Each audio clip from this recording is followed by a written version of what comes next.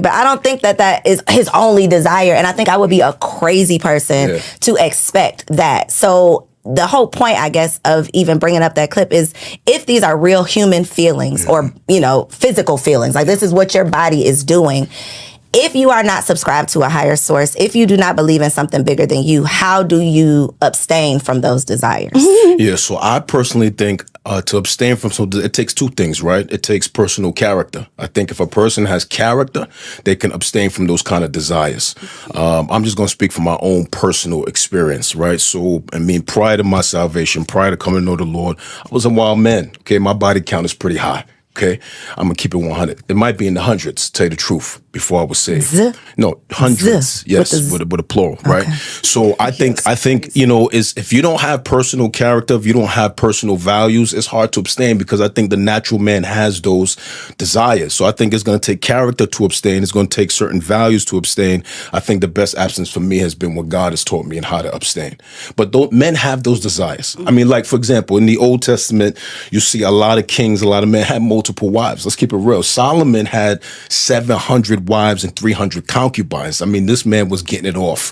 For real. It's not till we get into like the New Testament era where there's more constraint on that kind of behavior, where now we're called to really love one woman, be monogamous with one woman. But the desire is there for most men. We're fallen creatures. If any man say that desire is not there, they're probably lying to themselves. So it takes discipline, okay? It takes discipline, but those desires are there.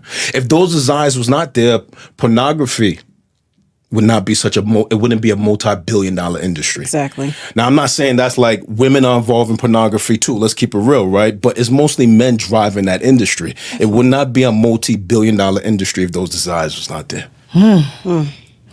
Okay. I was going to say, he said some words, monogamy and the polygamy and all of that. I was ready. Trigger words? Were you triggered? No, I wasn't. I just had like 6 questions back to back. I think people, you brought up who was it? Solomon, who had 700? 700 wives, 300 That's crazy concubines. to have that much sex, first of all. That's a lot of sex for that one is a dude. lot. That's 1,000 women he that banging. thing probably broke. But I think that's what people are looking at. Like, okay, well, that's what they did. And God approved of that. Why is that now all of a sudden a thing of monogamy?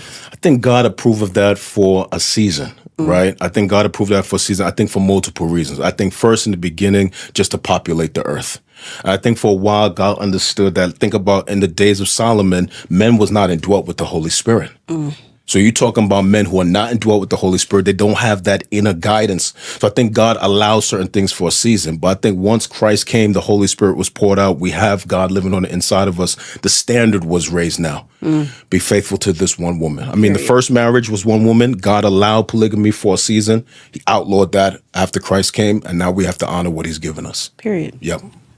Okay, speaking of honor, perfect segue into this next clip. Okay. I don't respect men. Did you have a father that you respected? I didn't disrespect my father. He wasn't around. Okay, so that's the thing. So stop it there, right? You didn't even have the prime example of what you needed to carry your love for men in your later ages. Your father wasn't there to instill certain traits in you so you will accept a man's love. God's love comes through the father. So since you don't really know how to experience and digest a father's love, that means that you don't really know how to experience and take God's love, because that's where the love trickles down from, right? So, do you feel that the disconnect between men and women could be based on the lack of fathers Absolutely, in the home? to some degree. I think fathers play an intricate role in the formation of their children. I think to say they don't is to be in denial. I think for this reason, this is why the enemy works overtime to remove fathers from homes, to remove them out of their lives of the sons and daughters. I think that there is something that a father provides for their children that is absolutely necessary for their mental health, their emotional health, their well-being. And I think in the absence of fathers, there is a certain level of handicap to some degree that a lot of us are raised with. And I think, but this does not say that a person who was not raised with their father cannot be a healthy, functioning human being. But I think to deny the impact of a father's role in a child would be to deny what God has created. I think a father's role is important. And I do think there are a lot of us in our adult life, both males and females, who struggle with certain insecurities, certain inabilities to accept love, certain inabilities to feel affirmed because a father did not say, I love you, I'm proud of you. Your father did not affirm you. So I think there is some damage that is passed passed along to some of us when we have not been properly fathered.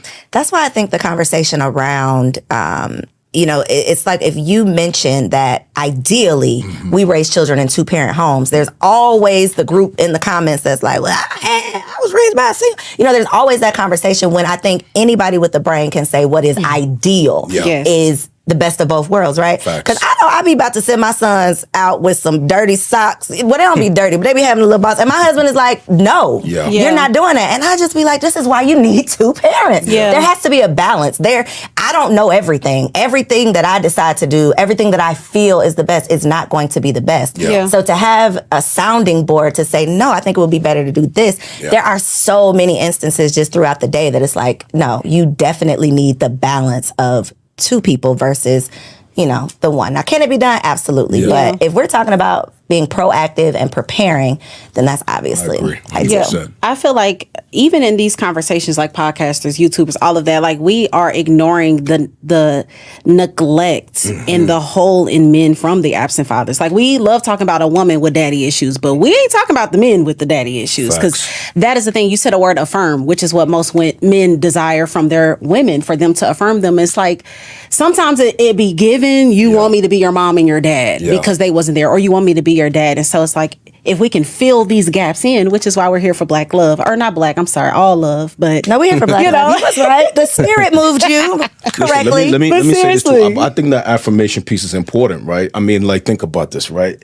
When Jesus, before he started his public ministry, I mean, he's a grown man. He's 30 years old, right? Before he does anything, before he does any miracles, before he preaches his first public sermon, he's baptized. And then the Father speaks from heaven, this is my beloved Son, in whom I'm well pleased. So God thought it important to affirm his Son before he did anything. If it was important for the Father to affirm the Son, then we got to take seriously the fact that affirmation is important. Okay, I know what it is to be seeking affirmation from men because some of that was lacking growing up. I had a great father. I had a great father, but we didn't communicate as much. We didn't talk as much. So they're hearing things like, I love you, or I'm proud of you. I didn't grow up with hearing those things. So now you go seeking that in other men. You go seeking that in mentors and coaches and whatever the case may be. So I think the affirmation of a father, the deposit of a father, like you were saying, Corey, 2 parents, I think there's something 2 parents bring to a table that helps the health of a child that sometimes is lacking in a single parent home. Not to say a single parent can't raise a good child, but I think there is a deposit that is necessary from both parents to help us be as healthy as possible.